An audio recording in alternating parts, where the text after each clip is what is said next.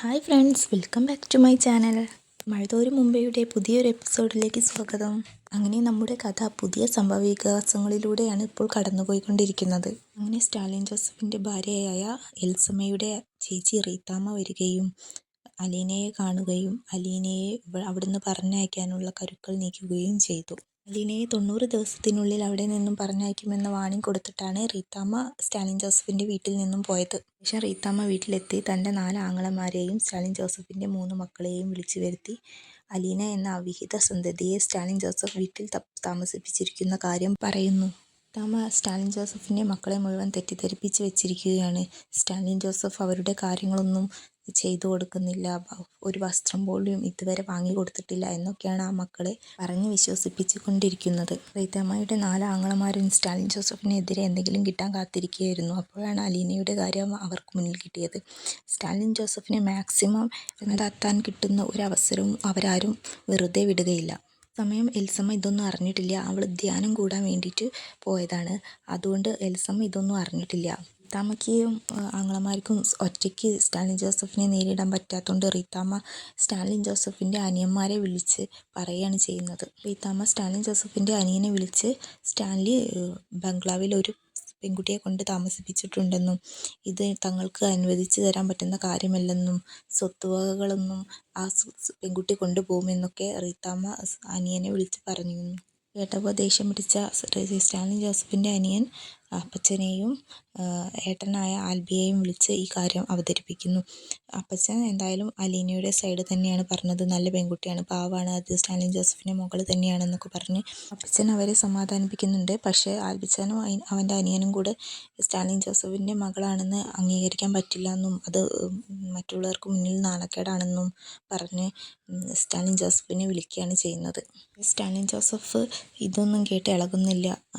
എന്ത് മാനക്കേടുണ്ടെങ്കിലും അത് തൻ്റെ മകൾ അനാഥാലയത്തിൽ കിടന്ന് 23 വർഷം കഷ്ടപ്പെട്ടതിന് പകരമാവില്ല എന്ന മട്ടാണ് സ്റ്റാലിൻ ജോസഫിനുള്ളത്. ആൽബിയും അവൻ്റെ അനിയനും കൂടെ സ്റ്റാലിൻ ജോസഫിനെ വിളിച്ചപ്പോൾ നിങ്ങൾക്കുള്ള മാനനഷ്ടത്തിന് എന്ത് നഷ്ടപരിഹാരം വേണമെങ്കിലും തരാമെന്ന് പറഞ്ഞ് സ്റ്റാലിൻ ജോസഫ് ഫോൺ കട്ട് ചെയ്യുന്നു. ഈ സമയം സ്റ്റാലിൻ ജോസഫിൻ്റെ വീട്ടിൽ നമ്മുടെ അലീന ഉപവാസത്തിലാണ്. ഭക്ഷണ സാധനങ്ങൾ ആവശ്യമില്ലാതെ പാചകം ചെയ്ത് പാഴാക്കുന്നതിനെതിരെയാണ് അലീന ഉപവാസം ആരംഭിച്ചത്. പോയി തിരിച്ചെത്തിയ ഔദക്കുട്ടിയും അലീനയോട് ചോദിക്കുന്നുണ്ട്, എന്തിനാ മോളെ ഇങ്ങനത്തെ ഒരു ഉപവാസം നീ തുടങ്ങിയത്? ഇത് നിൻ്റെ ശരീരത്തിന് കേടല്ലേ? സ്റ്റാൻലിക്ക് ഇതുകൊണ്ടൊന്നും ഒരു ഇളക്കവും സംഭവിക്കില്ല, നീ ഇത് നിർത്തിക്കോ എന്നൊക്കെ വല്യപ്പച്ചൻ അലീനയോട് പറയുന്നുണ്ട്. ഞാനൊരു കൈ നോക്കട്ടെ എന്ന മട്ടിലാണ് നമ്മുടെ അലീന. വീട്ടിൽ നടക്കുന്ന ഭൂകമ്പങ്ങളൊന്നും അലീന അറിഞ്ഞിട്ടുണ്ടായിരുന്നില്ല. വല്യപ്പച്ചനാണ് അലീനയോട് ഇക്കാര്യം പറയുന്നത്. സ്റ്റാലിൻ ജോസഫിൻ്റെ ഭാര്യ വീട്ടിലും സ്വന്തം വീട്ടിലും അലീനയെ കൊണ്ടുവന്നത് ഭയങ്കര ഭൂകമ്പമാണ് സൃഷ്ടിച്ചിരിക്കുന്നത് എന്ന് വല്യപ്പച്ചൻ അലീനയോട് പറയുകയാണ്. ഇവിടുന്ന് പോവേണ്ടി വരുമോ എന്ന് അലീന വല്യപ്പച്ചനോട് ചോദിക്കുകയാണ്.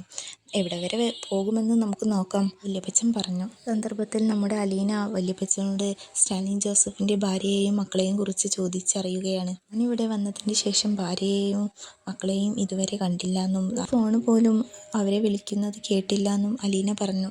വല്യപ്പച്ചൻ പറഞ്ഞു, റീത്താമ്മയുടെ കസ്റ്റഡിയിലാണ് എൽസമ്മ എന്നും അവൾ എപ്പോഴും ധ്യാനം കൂടലും പള്ളിയും ഒക്കെയായി നടക്കുകയാണെന്നും സ്റ്റാലിൻ ജോസഫുമായിട്ട് എൽസമ്മയ്ക്ക് തീരെ സ്വരച്ചേർച്ചയില്ലെന്നും മക്കളും അവരുടെ അമ്മ വീട്ടുകാർ പറയുന്നത് മാത്രമേ അനുസരിക്കുള്ളൂവെന്നും അങ്ങനെയാണ് അവരെ പറഞ്ഞ് പഠിപ്പിച്ച് വെച്ചിരിക്കുന്നതെന്നും വല്യപ്പച്ചൻ അലീനയോട് പറയാണ്. ഇവരെല്ലാവരും ഒന്നിച്ച് നിൽക്കുമ്പോൾ എന്ത് സന്തോഷമാവും, വല്യപ്പച്ചൻ അവരെ ഒരുമിച്ച് നിർത്താൻ നോക്കിയില്ല എന്നൊക്കെ അലീന വല്യപ്പച്ചനോട് ചോദിക്കുന്നുണ്ട്. പക്ഷേ താൻ എത്ര ശ്രമിച്ചിട്ടും വല്യപ്പച്ചന് അതിന് സാധിച്ചിട്ടില്ലെന്ന് വല്യപ്പച്ചൻ അലീനയോട് പറയുകയാണ് ചെയ്യുന്നത്. താൻ പറയുന്നതൊന്നും സ്റ്റാലിൻ ജോസഫ് അനുസരിക്കില്ല, അവൻ അവൻ്റെതായ തീരുമാനമാണ് മുൻഗണന നൽകുന്നത് എന്നൊക്കെ വല്യപ്പച്ചൻ അലീനയോട് പറയുകയാണ്. എന്തൊക്കെയായാലും താൻ തൻ്റെ ഉപവാസത്തിന് യാതൊരു മുടക്കവും വരുത്താൻ ഉദ്ദേശിക്കുന്നില്ലെന്ന്, ഇവിടെ എന്തെങ്കിലുമൊക്കെ ചെയ്യാൻ പറ്റുമെന്ന് താനൊന്ന് നോക്കട്ടെ എന്നും അലീന പറയുന്നു. അതേസമയം ദേഷ്യത്തിൽ സ്റ്റാലിൻ ജോസഫ് തൻ്റെ വണ്ടിയെടുത്ത് പുറത്തേക്ക് പോകുന്നു. ഇത് കണ്ടുവന്ന ഔദക്കുട്ടി നീ എങ്ങോട്ടാണെന്ന് ചോദിച്ചിട്ട് താൻ കുറച്ച് കഴിഞ്ഞിട്ട് തിരിച്ചു വരുമെന്ന് പറഞ്ഞ് ദേഷ്യത്തോടെ സ്റ്റാലിൻ ജോസഫ് വണ്ടിയെടുത്ത് പോയി. ഇവിടെ ഇന്നത്തെ എപ്പിസോഡ് ഇവിടെ കഴിയുകയാണ്. എന്തായാലും നമുക്ക് കാത്തിരിക്കാം, നമ്മുടെ അലീന അവളുടെ ഉപവാസത്തിലൂടെ സ്റ്റാലിൻ ജോസഫിനെയും കുടുംബത്തെയും ഒരുമിപ്പിക്കുമോ, അതോ റീത്താമ്മ വന്ന് അലീനയെ അവിടെ നിന്നും പറഞ്ഞയക്കുമോ?